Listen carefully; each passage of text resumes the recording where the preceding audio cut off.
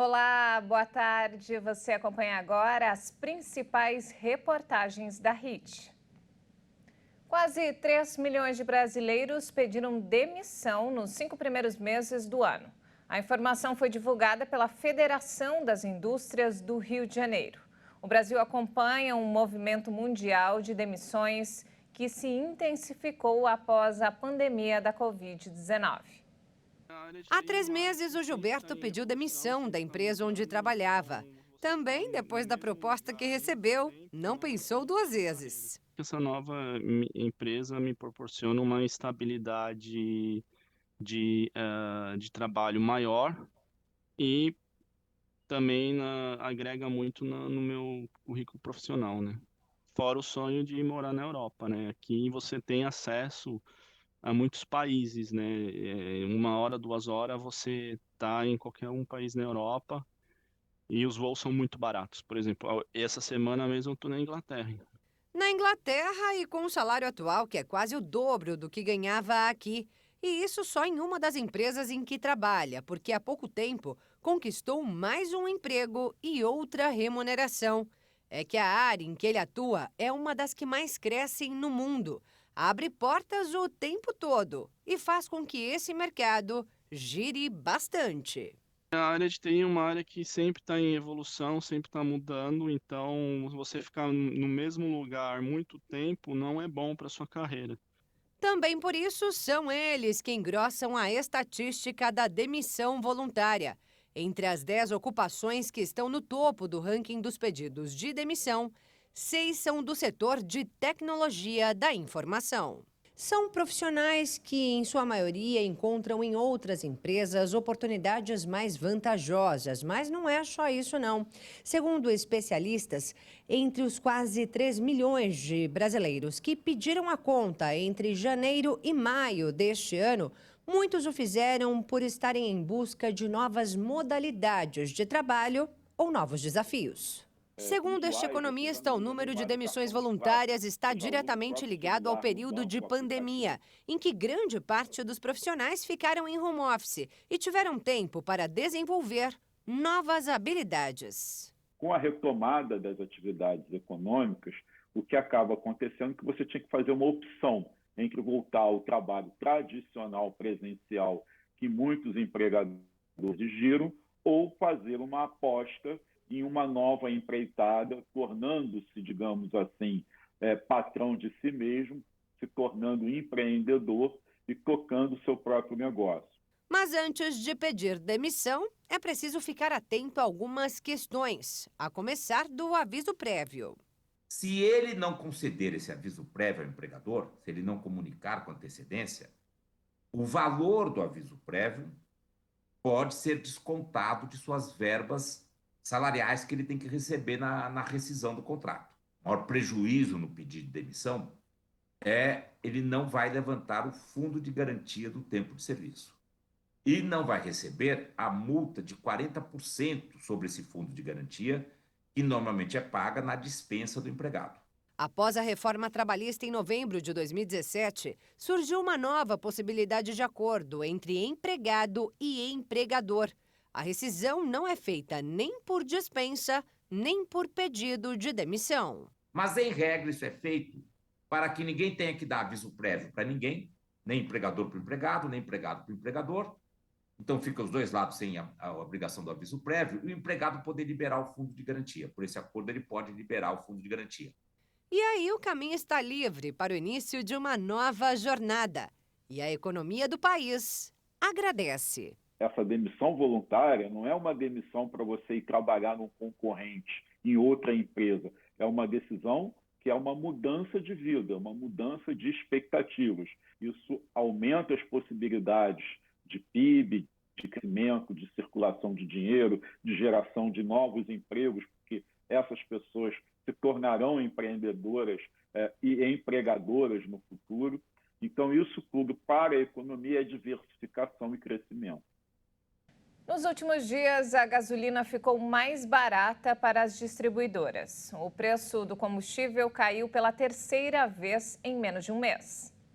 O valor do litro da gasolina vendido às distribuidoras teve uma nova redução e, dessa vez, a queda é de 4,85%. O preço do litro passa de R$ 3,71 para R$ 3,53 por litro, uma redução de 18 centavos por litro. Considerando a mistura obrigatória de 73% de gasolina e 27% de etanol anidro para a composição da gasolina comercializada nos postos, a parcela da Petrobras no preço ao consumidor passa de R$ 2,70 em média para R$ 2,57 a cada litro. O valor da gasolina apresentou queda de 9,5% na primeira quinzena de agosto, na comparação com o fechamento de julho. Com o litro comercializado na bomba em média R$ 5,88 no território nacional, o combustível derivado do petróleo já custa menos de R$ 5,00 em algumas regiões do país. Dados do Índice Nacional de Preços ao Consumidor, o IPCA, no mês de julho, a gasolina ficou em média 15,48% mais barata nas bombas. A queda de preços no mês foi puxada principalmente pelo limite para as alíquotas do ICMS, o imposto estadual que incide sobre o combustível. Apesar disso, em 12 meses, o valor ainda acumulava alta de 5,64%. Empresas de comércio digital tentam combater o desperdício e ajudar consumidores a economizar. A Xepa Virtual oferece itens fora do padrão com até 70% de desconto. O conceito de Xepa se modernizou e agora produtos são vendidos mais baratos por causa de alguns defeitos ou então uma pequena deformação. Essas alternativas já são oferecidas por empresas, a maioria de e-commerce, para combater o desperdício e dar uma segunda chance a alimentos e outros itens rejeitados pelo comércio tradicional. Além disso, ajudam os consumidores a gastar menos nas compras. No caso dos legumes, verduras e frutas, são considerados alimentos fora do padrão desejado para a venda e nem chegam às bancas das feiras ou aos supermercados. Esse padrão está relacionado com a aparência do produto. Mas apesar de continuarem próprias para o consumo, muitas vezes acabam no lixo. Os alimentos próximos ao vencimento também são deixados de lado na hora da compra. E para evitar o desperdício, as empresas negociam diretamente com o produtor, fábrica ou estabelecimento a compra dos itens desprezados por um preço bem mais baixo, que pode ter até 70% de desconto, e vendem em plataformas digitais por meio de assinaturas ou aplicativos em dispositivos móveis. Uma pesquisa da Fipzap mostrou que os brasileiros estão mais otimistas para a compra de imóveis nos próximos meses. A nossa repórter Maria Clara Leite traz mais informações. A intenção de comprar um imóvel nos próximos 3 meses chega a 42% no Brasil. Esse percentual está acima da média histórica de intenção de compra, que é de 38%. Segundo o levantamento, a maioria das pessoas que pretendem adquirir um imóvel quer comprar para morar, mas 12% dos brasileiros buscam um imóvel para investimento. Além disso, a pesquisa ainda mostra que 46% preferem imóveis usados e para 45% é indiferente se o imóvel é novo ou usado. Esses dados fazem parte da pesquisa Fipzap do segundo trimestre de 2022. A tecnologia 5G continua avançando no Brasil. Já são 8 capitais conectadas à novidade. A Agência Nacional de Telecomunicações liberou a tecnologia 5G em mais 3 capitais brasileiras: Curitiba, Goiânia e Salvador. As 3 principais operadoras de atuação nacional ativaram suas redes para proporcionar maior velocidade de conexão e, com isso, os usuários vão poder baixar filmes em segundos e menor tempo de resposta entre um comando feito e sua execução. As 3 novas capitais se juntam a São Paulo, Brasília, Belo Horizonte, Porto Alegre e João Pessoa. Somando, ao todo, são 8 cidades habilitadas com a 5ª geração de internet móvel.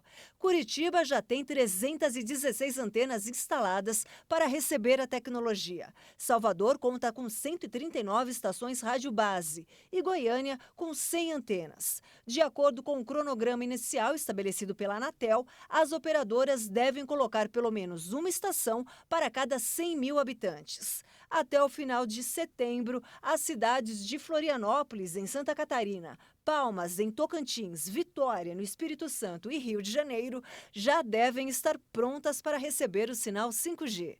Já para as demais 15 capitais, o prazo máximo de ativação comercial foi prorrogado em 60 dias, ou seja, até o dia 27 de novembro. Segundo a Anatel, a ativação foi adiada por questão de cautela e prudência. Apesar disso, se o trabalho de instalação de antenas e filtros avançar, o sinal pode ser liberado antes do prazo previsto. O número de chaves do Pix no Brasil já chega a mais que o dobro de toda a população. O sistema de pagamento impulsiona serviços virtuais entre consumidores que buscam mais praticidade. Um levantamento do Banco Central revelou que o número de chaves Pix registradas já passou de 478 milhões em julho deste ano. E com isso, ultrapassa o dobro da população brasileira, com cerca de 215 milhões. Em maio de 2022, as transações somaram 889 bilhões de reais e tiveram um valor médio de R$ 460. E as novas modalidades do sistema também vêm crescendo desde o fim do ano passado. Em julho, o número de transações de Pix-Saque atingiu 268 milhões e de Pix-Troco, mais de 3 milhões de reais. A maioria das chaves cadastradas é aleatória. Em seguida, aparecem as que usam o CPF. Segundo a Febraban, 7 em cada 10 movimentações bancárias são realizadas por meio de canais digitais. Entre o total de movimentações, 56% são do celular e somente 3% de agências bancárias. Outro dado curioso é que os usuários que realizaram mais de 30 Pix por mês em março de 2022 eram quase 4 milhões, um aumento de 809% em relação aos 12 meses anteriores. No mesmo mês, foram contabilizados 29 milhões de usuários cadastrados no Pix. E a expectativa é que até 2025 sejam 51 milhões, ou seja, uma alta de 72%. E veja a seguir, mais de 30% dos pacientes de Covid-19 apresentam problemas neurológicos. E ainda, mercado da aviação. O Brasil tem o segundo maior número de donos de jatinhos do mundo, atrás apenas dos Estados Unidos. Nós voltamos em instantes. Até já!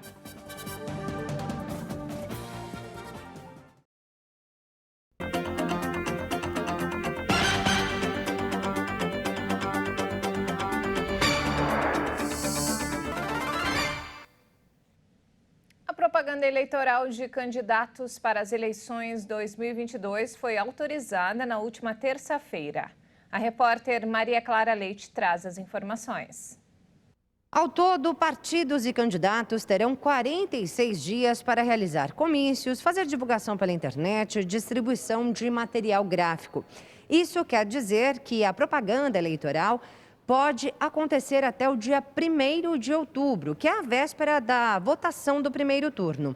Agora, se houver segundo turno, aí a campanha eleitoral recomeça. E agora, com algumas pequenas alterações que foram elaboradas pelo Tribunal Superior Eleitoral. Quem vai falar para a gente sobre essas pequenas mudanças é o Vitor Amaral, que é coordenador de jornalismo aqui do Tribunal Regional Eleitoral de São Paulo. Vitor, obrigada por atender a gente. Que mudanças são essas?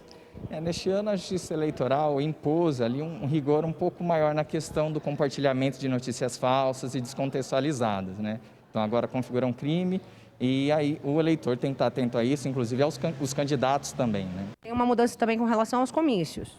Isso, houve uma flexibilização. Agora é possível fazer eventos mais reservados, com shows, de uma maneira mais privativa. Antigamente não era possível, qualquer tipo de show, o showmício era vedado, né? Isso para arrecadação de fundo? Isso, agora esses eventos realmente é possível que sejam realizados com o fim de arrecadação de fundos. Para o eleitor, existe alguma recomendação? O eleitor pode participar dessa parte, de fiscalização também baixando o aplicativo Pardal. Por meio do aplicativo eles podem fazer denúncias de candidatos, colocando ali fotos, indícios que possam comprovar aí essa irregularidade. Bacana. E olha só, também tem uma mudança aqui na urna eletrônica, que é novinha e traz aí algumas funções diferenciadas, né, Vitor? Isso, um dos principais destaques é a questão da acessibilidade. A gente tem aqui o tradutor, né, de Libras, né, e ele está disponível em todas as telas para facilitar ali o intérprete da pessoa com deficiência. Também a tecla confirma um pouco maior, também facilita a identificação, e o delay também na hora de confirmar o voto. Há um delay, porque aparece a foto do candidato, para que aí sim o eleitor possa saber em quem ele está votando e confirmar a sua escolha. Perfeito. Obrigada, viu, Vitor, pelas suas informações. E a gente lembra aqui que neste ano a disputa é para presidente, vice-presidente, governadores e seus vices, também para cargos de senador, deputado federal e deputado estadual ou distrital. Falando sobre saúde, olha só, mais de 30% dos pacientes de Covid apresentam problemas neurológicos. Estudo brasileiro mostra como o coronavírus afeta o cérebro, causando de perda de memória, depressão e ansiedade. O estudo, coordenado pela Universidade Estadual de Campinas e pela Universidade de São Paulo, apontou que problemas neurológicos estão entre as complicações mais frequentes da Covid-19, fora do sistema pulmonar, e afetam mais de 30% dos pacientes. A perda de memória, falta de concentração e atenção, raciocínio lento, sonolência, fadiga excessiva, ansiedade, depressão, dificuldades com linguagem e outros prejuízos cognitivos e cerebrais podem ser efeitos da doença. Segundo os pesquisadores, os sintomas costumam ser associados sobretudo a quadros graves, mas atingem também quem teve quadros moderados ou leves da doença. Eles explicam que a Covid é capaz de modificar o cérebro e sua estrutura cortical, com ou sem a presença do vírus no cérebro. O sintoma pode se originar de uma inflamação sistêmica por causa da doença. Os estudiosos também querem determinar se o vírus causa alterações semelhantes em outros órgãos, o que pode encurtar caminhos de tratamento. O Instituto Butantan realiza estudo e convida adolescentes de 12 a 17 anos para participar de testes de vacina contra a chikungunya. Os interessados não podem ter comorbidades ou usar medicamentos imunossupressor. O estudo é realizado pelo Instituto Butantan de São Paulo, em parceria com entidades como o Instituto Autoimune. Os voluntários de 12 a 17 anos que estão sendo recrutados para ajudar no desenvolvimento de uma vacina contra a chikungunya, transmitida pelo mosquito Aedes aegypti, precisam estar saudáveis. Todos os inscritos vão passar por uma triagem antes dos testes. A vacina foi desenvolvida pela Valneva, indústria farmacêutica da Áustria, com vírus enfraquecido. Logo que aplicada, induz o organismo a produzir anticorpos, mas sem provocar a doença. Aqueles que se enquadrarem nos critérios necessários para receber a vacina vão ser contatados pela equipe da pesquisa para finalizar o agendamento. Ao todo, 750 voluntários devem ser acompanhados durante um ano pelos pesquisadores em todo o Brasil. 10 centros de pesquisas no país vão testar a vacina para que ela seja submetida à aprovação da Agência Nacional de Vigilância Sanitária. 2/3 dos adolescentes vão receber a vacina e 1/3 vai tomar o placebo. Ao final do estudo, todos aqueles voluntários que tomaram placebo também vão receber a vacina da chikungunya. Os casos de varíola dos macacos no mundo aumentaram em 20% em uma semana, chegando a 35 mil em 92 países e territórios, com 12 mortes já registradas. O alerta foi feito pela Organização Mundial da Saúde. Aqui no Brasil não é diferente. A Secretaria de Saúde de Dourados, em Mato Grosso do Sul, investiga 3 casos da doença e tem um caso confirmado. A varíola dos macacos é transmitida pelo vírus monkeypox. É considerada uma zoonose viral, quando o vírus é transmitido aos seres humanos a partir de animais. A principal forma de transmissão da doença é por meio do contato próximo com lesões na pele, secreções ou por objetos pessoais contaminados, como roupas de cama e de banho. Embora seja clinicamente menos grave, o período de incubação da varíola dos macacos é geralmente de 6 a 13 dias, mas pode variar de 5 a 21 dias. Aqui em Dourados a gente vem acompanhando e preocupado com essa situação, principalmente de fronteira, né, que a gente avalia isso também. Mas no momento a gente tem assim, feito o trabalho de orientar a rede para receber esse paciente, né, para nos informar, para a gente fazer a investigação do caso, né, e vamos acompanhando. Acreditamos que não chega a evoluir numa situação de pandemia igual a gente viveu da Covid.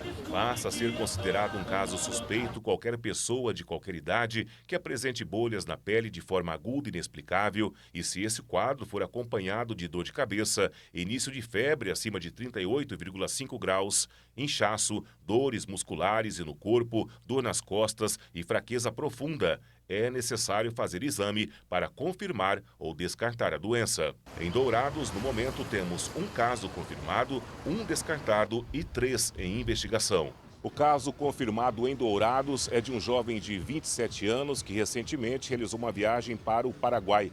Após sentir os sintomas, foi coletado material para exame, confirmando a doença. Todas as pessoas com que esse jovem teve contato estão sendo monitoradas, mas até agora ninguém apresentou nenhum sintoma da doença. Nenhum deles estão internados, né? Então a gente está fazendo monitoramento em casa, tanto dos casos quanto dos contatos, né? Para ver se vai apresentar sintomas, porque a gente monitora, né, o caso índice até o final das lesões, né? Porque aí a gente define como o final do curso da doença, e os contatos a gente monitora daquele dia que teve contato até 21 dias para saber se vai aparecer sintomas ou não. Aparecendo sintomas, a gente vai fazer os exames, né? Toda pessoa que apresentar sintomas deve procurar uma unidade de saúde mais próxima para consulta médica. Não existe um tratamento específico para a doença. O que existe é a prevenção, que o Ministério da Saúde está estudando a possibilidade da vacina, mas o tratamento é sintomático, né? Para as feridas, para as lesões que o paciente apresenta. Para ajudar no combate ao mosquito da dengue, alunos de escolas da Rede Municipal de Campo Grande, capital do Mato Grosso do Sul, vão participar de um projeto criado para apresentar e discutir métodos de controle e prevenção. Talvez ainda seja difícil pronunciar ou escrever Wolbachia, mas os efeitos do método para combater as doenças transmitidas pelo Aedes aegypti já podem ser notados nos últimos 2 anos em Campo Grande, quando foi colocado em prática. São 2 anos sem epidemia de dengue. Ainda são registrados casos e ainda é preciso continuar com os alertas para evitar novos registros.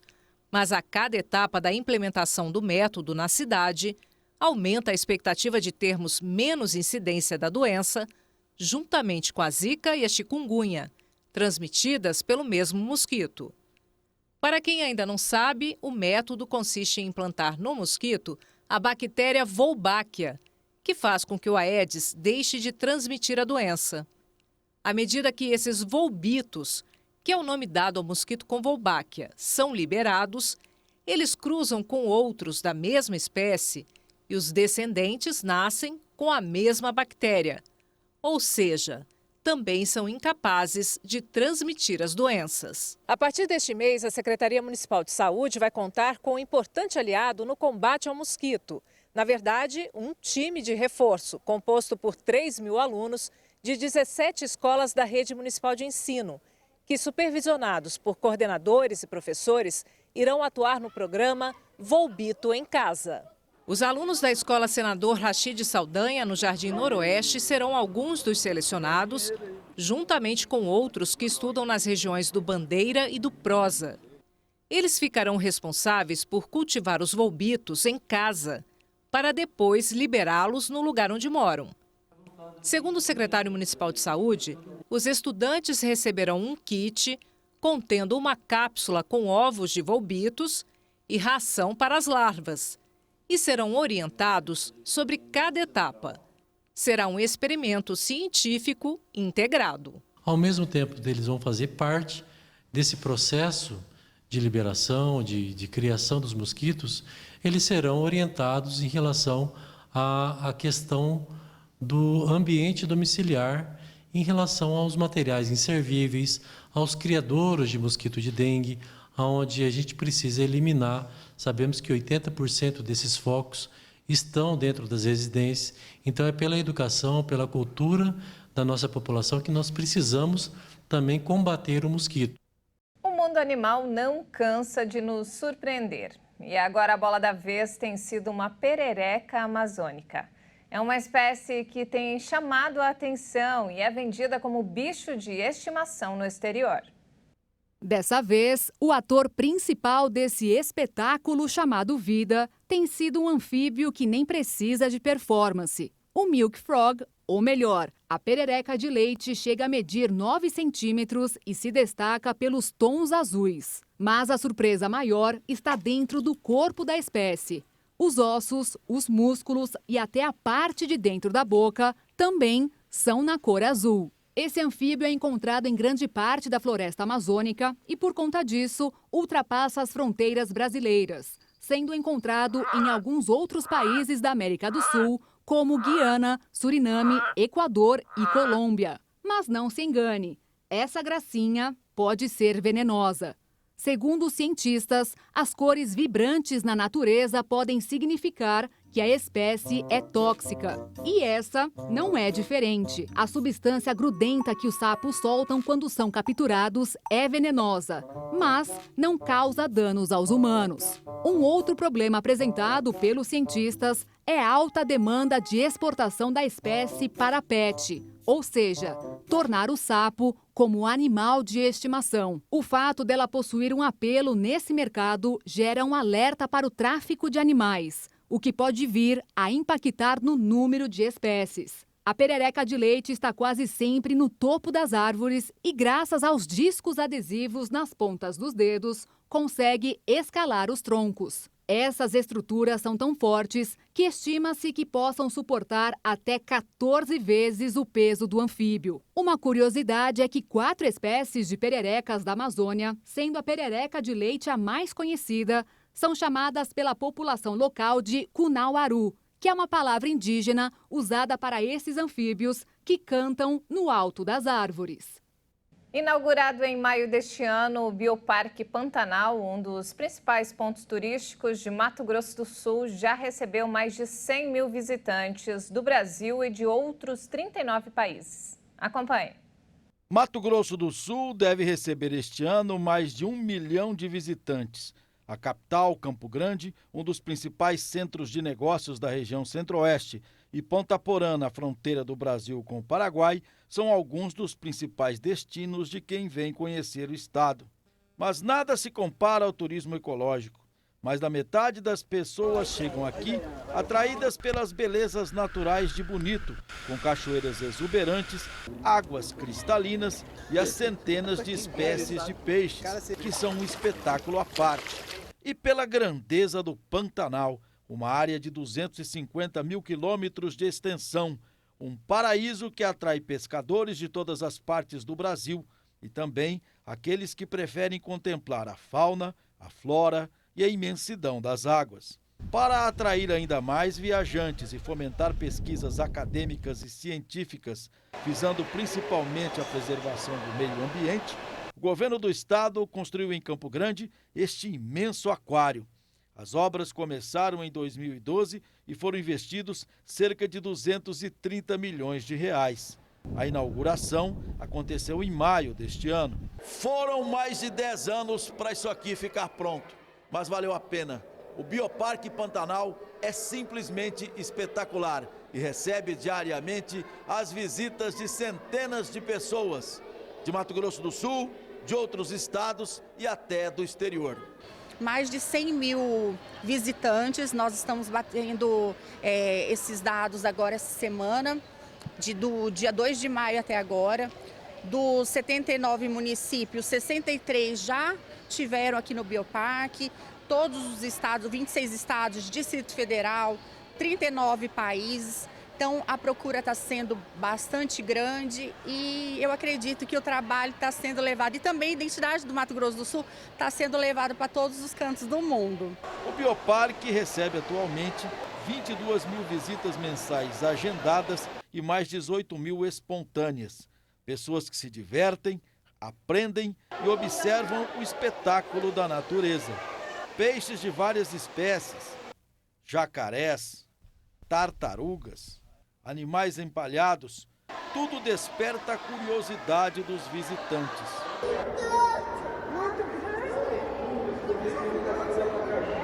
Mas nada como a mais nova atração do local, o peixe palhaço, que ficou famoso no filme Procurando Nemo.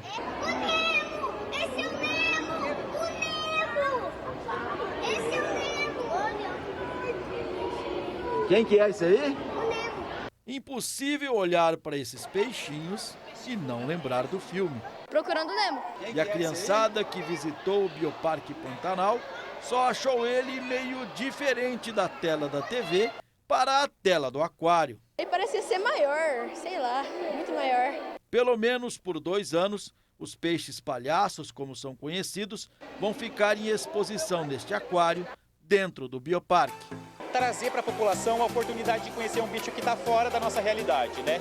Principalmente a crianças, né, escolas, para poder mostrar para essa outra realidade, esses outros grupos de peixes, né? Não só os de água doce do Pantanal, que é nosso forte aqui no Bioparque, mas também ter a oportunidade de conhecer um bicho de água salgada.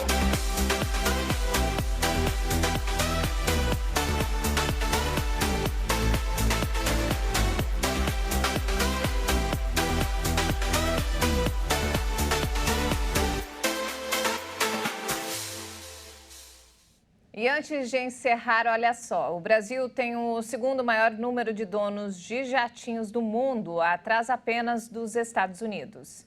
E esse mercado está em ascensão no país, especialmente com o compartilhamento de cotas. Quem não sonha em ter um desses? Explorar o céu, atravessar longas distâncias em pouco tempo, poder estar em vários lugares no mesmo dia. E tudo isso com todo luxo e conforto, sem precisar encarar check-ins ou aguardar horários de embarque. A aviação executiva cresce a cada dia. Só nos 4 primeiros meses do ano, o número de jatos executivos no país teve alta de 8,7%, segundo dados da ABAG, a Associação Brasileira de Aviação Geral. E a tendência, segundo especialistas, é de avanço ainda mais significativo nos próximos meses. Você teve no Brasil, nesses últimos anos, uma quantidade de IPOs, que são empresas abrindo seu capital na bolsa e os acionistas originais colocando uma quantidade grande de dinheiro no bolso, ou de fusões e aquisições de empresas, que movimentou muito o mercado de capitais e gerou muito valor, né? Gerou riqueza essa que é capaz de consumir serviços de aviação privada. O Rogério Andrade é CEO de uma empresa líder no segmento de compartilhamento de aeronaves executivas, uma modalidade que tem facilitado a aquisição de aviões particulares por meio de cotas. Mas, segundo ele, a vantagem não está só no preço, bem mais acessível. Um avião de 20 milhões de reais com 10 cotistas, por exemplo, sai em torno de 2 milhões para cada um.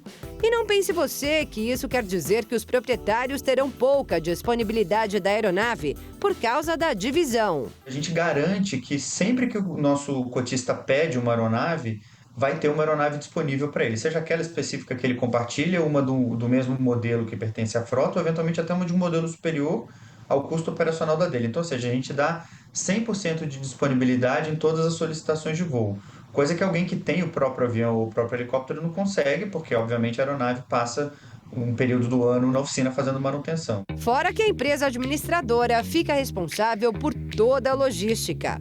Toda a parte chata do ter uma aeronave fica por nossa conta. Somos nós que cuidamos dos tripulantes, da manutenção, da logística, da relação com a ANAC, da contratação do seguro e todos os outros serviços que fazem parte do ter ou voar uma aeronave. O nosso cliente fica só com a parte boa. E é claro que os custos mensais de tudo isso também são divididos. Mas para quem quer uma aeronave para chamar de só sua, são várias as possibilidades. O jato leve Phenom 300 da Embraer é o modelo mais vendido da categoria nos últimos 10 anos em todo o mundo. E a procura por um desses tem crescido aqui no Brasil. E além dele, tem inúmeras outras possibilidades chegando ao mercado, como esta aqui, que prioriza a segurança. A segurança é um dos principais critérios no momento da compra de um avião. E o Jet Vision da Cirrus traz este ano uma novidade que impressiona. No caso de algum problema com o piloto, a aeronave faz um pouso de emergência sozinha, sem interferência humana. Basta que qualquer passageiro aqui dentro acione um botão que fica bem aqui em cima, no teto. É um avião totalmente diferente dos outros. Nós iniciamos um novo nicho no mercado. É o primeiro jato executivo com uma só turbina. Enquanto todos os outros têm 2 ou mais, nós temos uma só. E para compensar essa segunda turbina, nós temos o quê? Um paraquedas balístico, tá? Que porventura houver uma emergência, você pode acionar esse paraquedas que vai trazer a aeronave toda de volta para a Terra. O Vision Jet foi exposto na Alabácia, a maior feira de aviação executiva da América Latina, que apresenta aeronaves e soluções tecnológicas para o mercado de aviação executiva, como este motor, que será usado em futuros aviões e helicópteros elétricos. O motor da Magnex ele já está desenvolvido, ele já voa com algumas aeronaves e o grande desafio da eletrificação hoje são as baterias. Então a gente hoje, com essa tecnologia, a gente tem autonomia para 30 minutos mais ou menos de voo, mas a gente está junto com eles trabalhando para conseguir 1 hora, 1h30 de autonomia. Isso vai acontecer quando? Existe uma previsão? Olha, a indústria toda de eletrificação trabalha com um deadline, um prazo assim estimado de 2025 e 2026. É a mesma previsão de entrega deste helicóptero elétrico. A Embraer está desenvolvendo todo um ecossistema para esse veículo virar autônomo. Então a gente vai começar inicialmente com o piloto e depois, no futuro, ele vai voar sem os pilotos. Um futuro que já começa a bater a porta e que deverá gerar uma economia significativa ao passageiro. A eletrificação ela consegue reduzir em 40% a 50% os custos operacionais. Mas enquanto o usuário aguarda essa solução que ainda leva 4 anos para ser concretizada, a Flapper apresentou na feira outra proposta que já começa a chamar a atenção de quem busca por um serviço de aviação mais em conta. A gente lançou o Flapper Pool. O Flapper Pool você freta o seu avião exclusivamente naquele dia, naquele horário que é melhor para você. E se você não usar todos os assentos, você pode colocar os assentos disponíveis à venda. Com isso você consegue reduzir o seu custo. As possibilidades estão aí, sempre mais acessíveis e permitindo que o sonho de muitos chegue cada vez mais perto. E não temos mais tempo, essa edição fica por aqui. Mais informações ao longo da nossa programação. E se quiser rever as nossas reportagens, é só acessar o canal Hit Notícias no YouTube. Obrigado pela companhia e um excelente domingo para você. Até mais!